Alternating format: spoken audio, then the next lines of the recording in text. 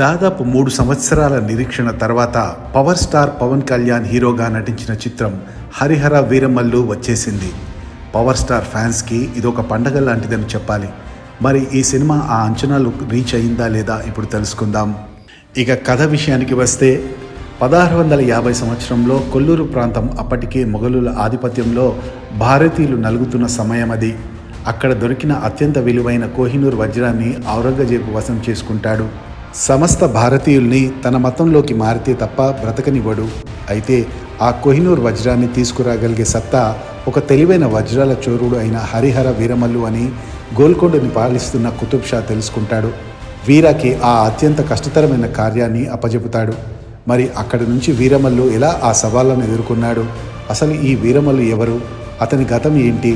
వీరమల్లు నిజంగా కోహినూర్ కోసం వచ్చాడా, లేక ఔరంగజేబుతో మరో బలమైన కారణం ఏమైనా ఉందా? అదేంటో తెలియాలి అంటే ఈ చిత్రాన్ని వెండితెరపై చూడాల్సిందే.